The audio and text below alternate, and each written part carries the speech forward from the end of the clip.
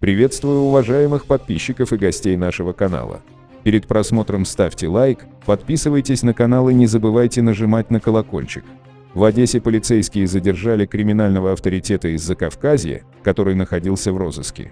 Об этом сообщили в отделе коммуникации Главного управления нацполиции в Одесской области. В полиции отметили, что 32-летний иностранец в Украине представлял интересы вора в законе из Российской Федерации, являясь его доверенным лицом. С сентября прошлого года мужчина находился в розыске за квартирную кражу и хищение наградного оружия у работника полиции, часть 3 статьи 185, часть 1 статьи 262 Уголовного кодекса Украины.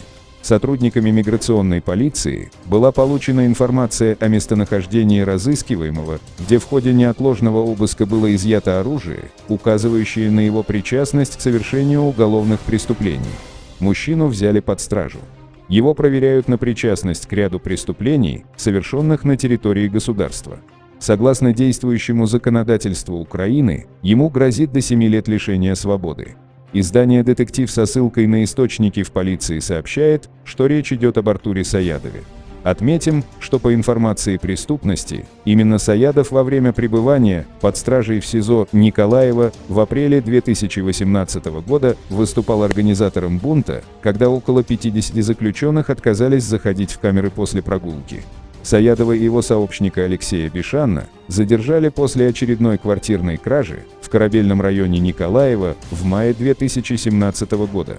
В 2019 году из-за подстрекательства к бунту в СИЗО судья Корабельного райсуда Николаева Непша отправил Саядова в Казанковскую колонию. В октябре того 2019 года ему назначили альтернативу в виде залога в размере 58 тысяч гривен.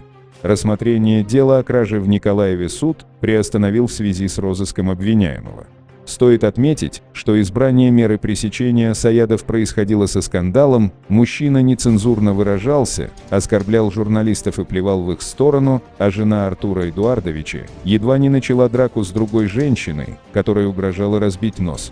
Насчет текущего статуса Саядова, то в нацполиции считают криминального авторитета доверенным лицом одного из так называемых воров в законе из Российской Федерации на территории нашего государства. Факт, по крайней мере, знакомства Саядова с представителями высшей касты криминального мира доказывает фото, которое оказалось в распоряжении «Детектив». На нем Артур Саядов находится в компании 39-летнего вора в законе Миндея Горадзе по прозвищу Лавасоглы Батумский.